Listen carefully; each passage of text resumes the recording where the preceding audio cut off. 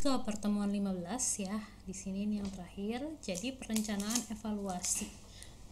Ini ada berapa pertanyaan? Ada berapa sih? Ada apa saja sih yang harus kita perhatikan di sini?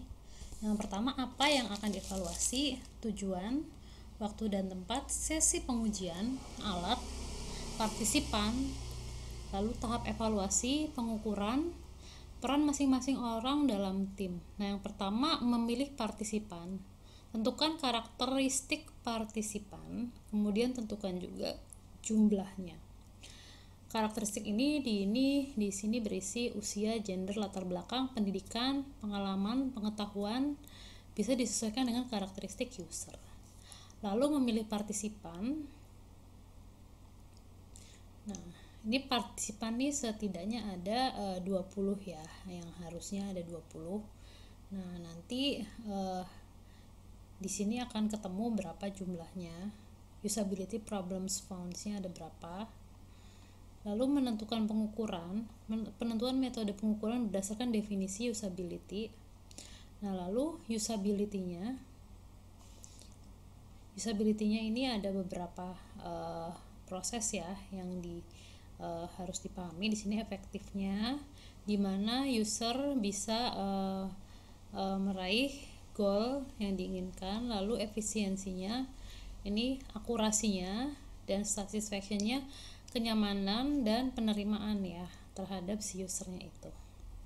Nah, menentukan pengukuran ini ada akurasinya,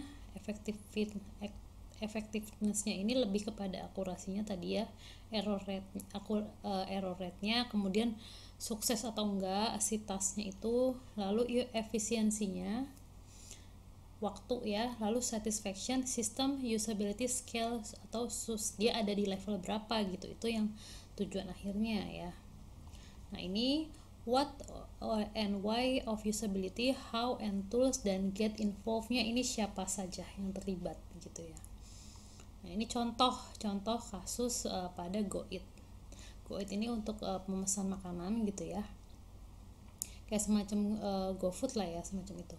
Kita akan membandingkan GoEat versus Let's Eat, membandingkan performa user terhadap dua metode input yang berbeda dari sebuah aplikasi sistem rekomendasi tempat kuliner.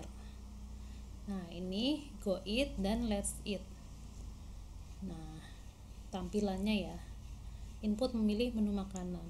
Nah, ini kira-kira mana nih yang lebih mudah gitu ya untuk user. Lalu preferensi, ini contoh kasus. Preferensinya dia kalau ini dalam bentuk button, ini menu pilihan ke bawah. Mungkin kalian juga sudah tahu ya jawabannya.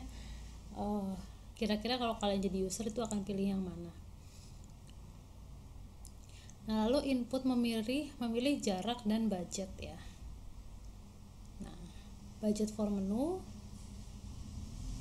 Lalu tujuannya ini mengevaluasi usability ini meliputi aspek-aspek ini ya. 3 aspek ini nggak boleh ketinggalan. Ada efektif, efisiensi, dan satisfaction.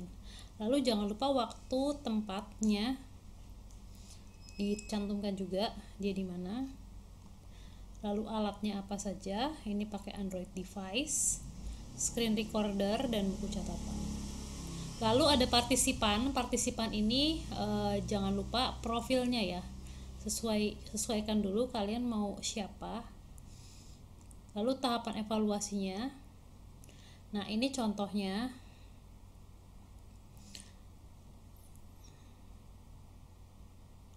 Nah, ini background questionnaire. Nah, saya mau kalian itu buat sebuah background questionnaire aja, saya nggak minta di tes sistemnya. Kalian buat nanti ya, tugasnya bikin background questionnaire, tapi disesuaikan dengan sistem dari tema yang sebelumnya kalian buat itu ya. Kan sebelumnya ada tugas gitu kan, tugas yang untuk menentukan tema itu kalau nggak salah. Nah, yang individu, nah itu kalian sesuaikan aja. Kalau kalian di situ rancangan aplikasinya pengen bikin yang tentang makanan kuliner ya, buat sesuai itu apa saja yang harus dibuat kuesionernya di sini. Ini mau lebih dari 4 juga boleh, 10 boleh. Saya batasi aja ya, mungkin minimal paling enggak 5 background pertanyaan ya. Nah, ini sih nggak perlu, ini juga nggak perlu ya. Jadi saya butuh cuman itu aja. Nanti jangan lupa di-upload ya tugasnya. Oke, terima kasih. Wassalamualaikum warahmatullahi wabarakatuh.